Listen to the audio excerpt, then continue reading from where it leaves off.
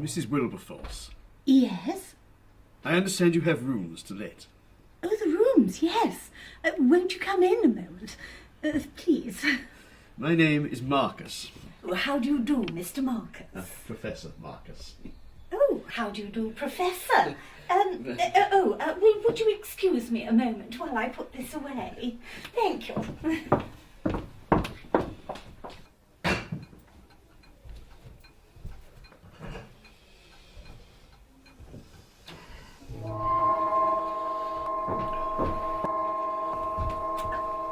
I'm afraid it's quite impossible to make it lie evenly, Professor Marcus, because of the subsidence. None of them will.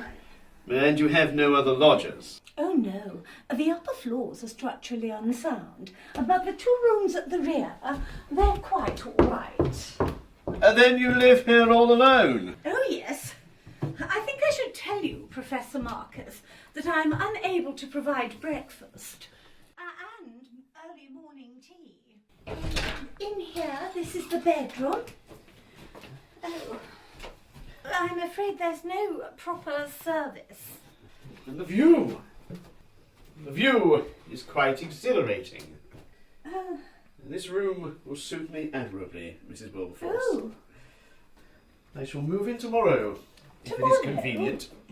Tomorrow? Oh. Some friends of mine and I have formed a small music group, a string quintet, in fact. Then you're a musician. We've been looking for somewhere to practice, and would it be agreeable if you were to practice here? Oh, Professor Marcus, I'd be delighted. I've always loved music. If you'll come into the sitting room, I'll find you a spare key. I keep a spare in here.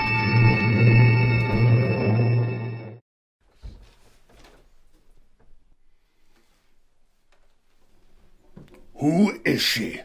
Are we supposed to make noises on these? What kind of noises? What does she mean? She knows so much about us because you have told her. Not noises, one round. Music. I said, what does she mean? Shh.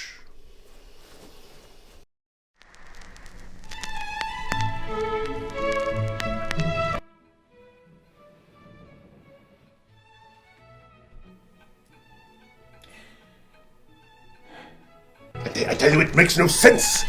If we have to have somebody bring the money out, then why not a professional? Why not one of us? And make a spectacular getaway.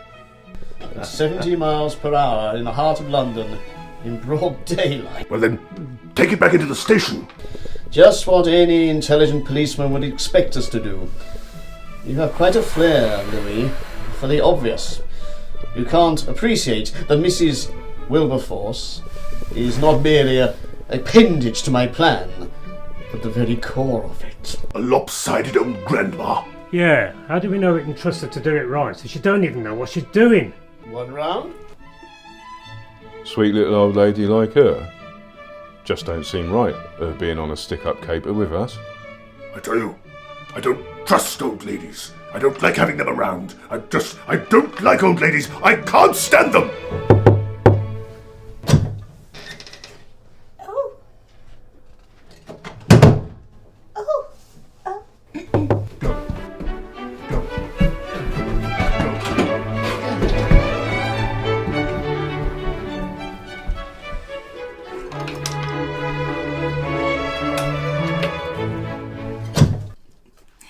Professor Marcus, I thought before you became too absorbed, you and your guests might like a cup of tea.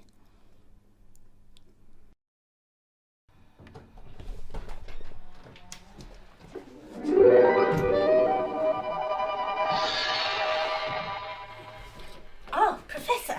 Oh, good afternoon. afternoon, gentlemen. Your last rehearsal. Professor, I must give you your 10 shillings back. Oh, thank you. But the cabman wouldn't take any money. No, he said he was going into some other business. But I can't imagine what sort of business he'd be going into, could you?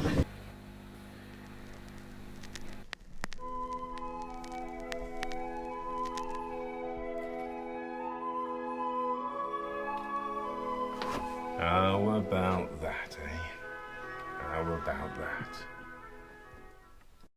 You know, I was even hoping that you'd be able to play for my friends. Oh, Boccherini. Yes. Oh, if only you could have just waited a few minutes longer.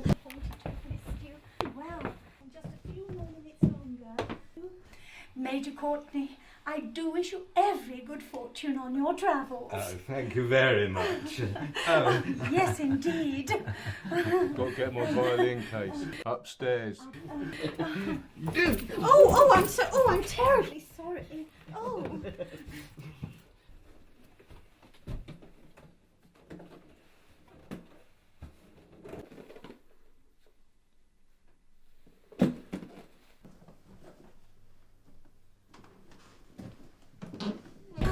Goodbye, Professor. Goodbye, gentlemen.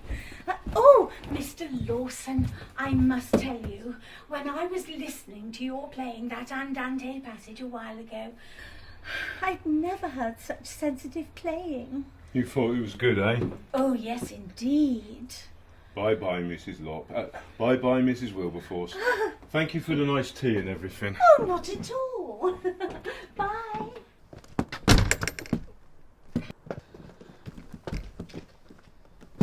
Stuck. The case is stuck. Ring the bell, Brains.